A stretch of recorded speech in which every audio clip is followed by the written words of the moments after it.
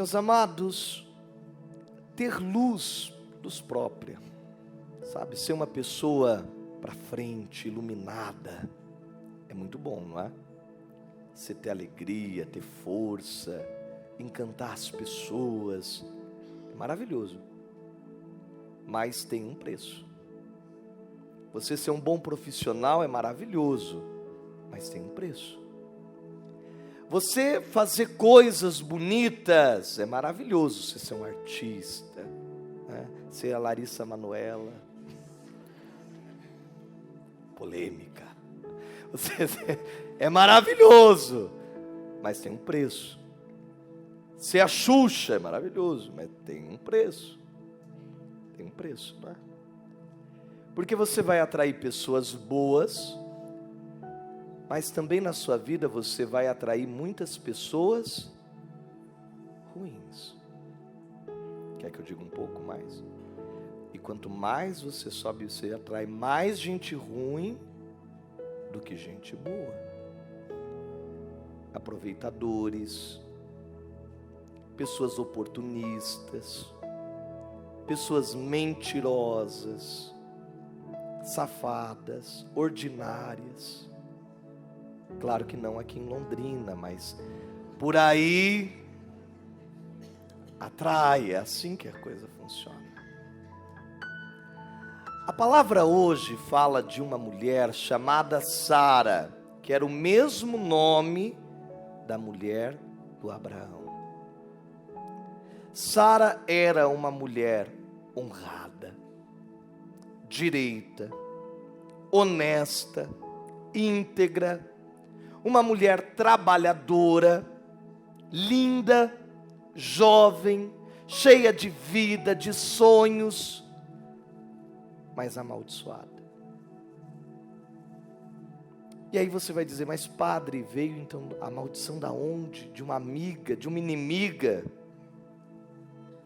A maldição veio de dentro da própria família. Veio de alguém que estava dentro da casa dela. A maldição veio dentro de uma empregada, que era a chefe daquela casa, daquela família. Ela foi se enchendo tanto de ódio, porque o invejoso, ele acha assim, que ele tinha que estar no seu lugar, que ele tinha que ter a sua atenção, que ele merece, que ele tem direito. Ele acredita, ele vai se enchendo de tanta coisa, que chega num ponto que ele acha que ele é merecedor e que você não é, que você está tomando algo que é dele. Porque se você não existisse, ele estaria no seu cargo, porque se você não tivesse aparecido, a vida dele tinha sido diferente, e às vezes isso acontece dentro da família. Tem irmão que é desse jeito, tem irmão que vai tomando a coisa da mãe, porque o pai morreu, porque ele acha que é dele. Não, a mãe, não, é meu, eu mereço, é meu direito. E essa mulher olhou para Sara e disse, o seu ventre vai ser maldito, você não vai ter nada. E então encostou nela um espírito chamado Asmodeu. Quem assistiu aquele filme do exorcismo, lá do padre, o último que saiu, esse espírito aparece lá no filme, o Asmodeu. Um espírito que impedia ela de conseguir ir para frente com os matrimônios. Então veja, ela casava, tinha tudo marcado, vinha a cerimônia, chegava nas núpcias, o marido morria. Foram 7. Eu não sei quem foi o 7º, mas é muito burro, né? Não precisava 2. Eu ia falar, morreu. O segundo morreu, o terceiro morreu. Eu ia falar, linda, mas fica para a próxima. Muito linda, maravilhosa. Eu torço pela felicidade do próximo. E o arcanjo Rafael então aparece para Tobias, que era primo dela, e diz: Tobias, Deus tem um propósito para você. Olha que palavra maravilhosa, né? Deus tem algo grandioso na tua vida. Você vai casar com a Sara, sua prima. Ele disse: eu não. Ele disse: que promessa doida é essa? Olha a resposta do Tobias aqui. É claro, a Bíblia, gente, ela escreve de uma maneira mais bonita, né? Mas ó, o Tobias diz aqui: como assim, Rafael? Ouvi dizer que ela já teve 7 maridos e que todos morreram. Ele falou assim: você está me dando uma promessa, mas eu sei da novela, eu estou assistindo. Me contaram sobre isso. Diz que foi um demônio que os matou. Por isso eu temo que o mesmo venha a me acontecer. Eu sou filho único. Como os meus pais ficarão se tal tragédia se abata sobre a minha casa? Então ele diz: eu tenho medo. Eu não vou. Agora olha o que ele responde: ouve-me, e eu te mostrarei sobre quem o demônio tem poder. São os que se casam, banindo Deus do seu coração e do seu pensamento, os que se entregam à paixão como o cavalo e o burro, os que não têm entendimento, os que não têm fé. Sobre estes é que o demônio tem poder. Agora, quantos e quantas não são assim? Não tem uma experiência de oração, ou não tem um entendimento espiritual, que é pior. Porque quando nós dizemos assim: olha, nós vamos quebrar um mal, nós vamos libertar um mal, o que as pessoas dizem? É só repreender em nome de Jesus. Será que é só isso? Como é que você vai com a guerra? Só com boa vontade? Vamos para a guerra, vamos! Como? Com boa vontade. Você precisa de uma arma, você precisa de um colete, você precisa de uma preparação, não é? Se eu quiser enfrentar um lutador aí de jiu-jitsu, primeiro eu tenho que nascer de novo, né? Que essa carcaça não vai ser, mas você tem que fazer o quê? Você tem que treinar, você tem que se exercitar, não é assim? Você tem que fazer uma dieta alimentar, você tem que fazer um treinamento físico, musculação, você tem que se preparar. Se você quer jogar bola, o que você tem que fazer? Você tem que treinar, você tem que fazer treinos de tentativas, você tem que fazer treinos de finalização, você tem que aprender a ter agilidade, você tem que fazer exercício, você tem que ter uma dieta alimentar, você tem que fazer um monte de coisa. Por que rezar você está achando que é fácil? E não é. Por que o mal se levanta? Porque muitas vezes a gente aborda da maneira errada.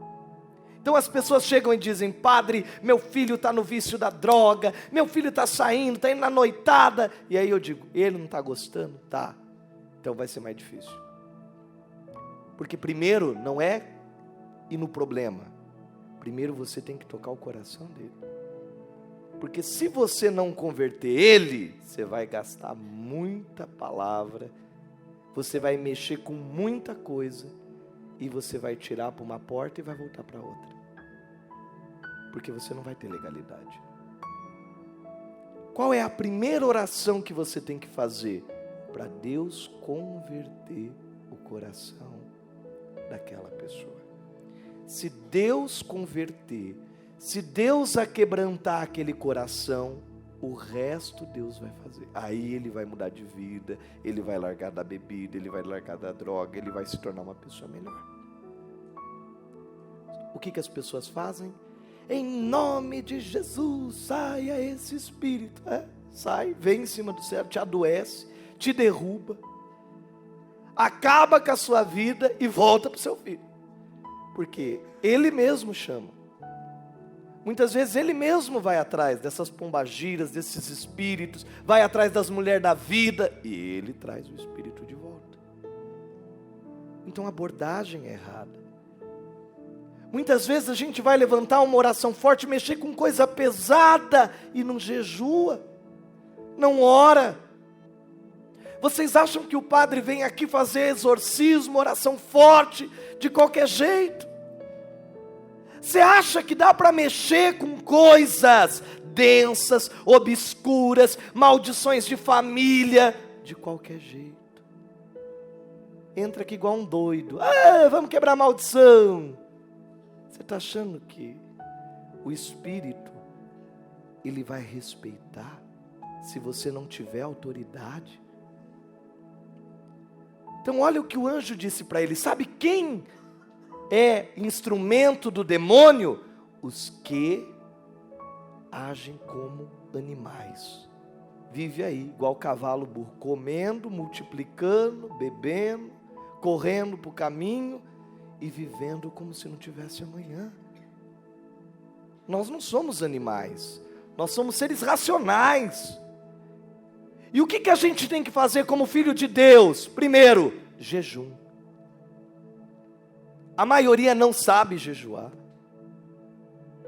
Então ele olha para o Tobias e diz: você vai se unir a ela, vai, mas não vai se deitar com ela. Antes, por 3 dias, você primeiro vai acender a lamparina, a vela. Você vai com ela rezar, pegar a palavra. Você casal que está aqui hoje, vocês têm um propósito. Hoje, acenda essa vela e faz a sua oração junto. Segundo, levantem um jejum. O que é o jejum? É o sacrifício. Os judeus, os muçulmanos, os cristãos, os budistas, os islãs, todo mundo jejua. E por que nós jejuamos? Para fortalecer o espírito. Como jejuamos? Primeiro, você vai se abster no dia do jejum de tudo que é de origem animal. Leite, carne, frango, tudo o que for de origem animal você se abstém. Das 6 da manhã às 6 horas da tarde. 12 horas. Ah, padre, mas eu vou desmaiar de fome. Não, não vai. Você vai comer arroz, você come feijão, você come legumes, você pode tomar água. Você disciplina o corpo. E por que você faz isso? Em oração, rezando, pedindo para Deus o quê? Força. Pedindo para Deus sabedoria. Pedindo para Deus autoridade. Jesus no Evangelho vai dizer: só tem males que só com jejum e oração. E aí o que o anjo disse?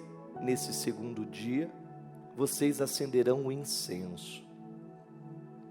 E diz que quando ele acendeu o incenso, e é por isso que a gente usa o incenso na igreja, é para expulsar os espíritos que estão nos ares, as forças negativas que estão no santuário. Diz que o espírito saiu para fora daquele quarto. Então veja, o espírito não acompanhava a moça, o espírito acompanhava o lugar. E aí no terceiro dia, eles rezaram, jejuaram, clamaram, e então eles pegaram o unguento que o anjo tinha entregado. Eles pegaram aquele unguento, ungiram a si, ungiram o quarto, e diz que quando eles marcaram aquele quarto, o espírito então definitivamente saiu daquela casa.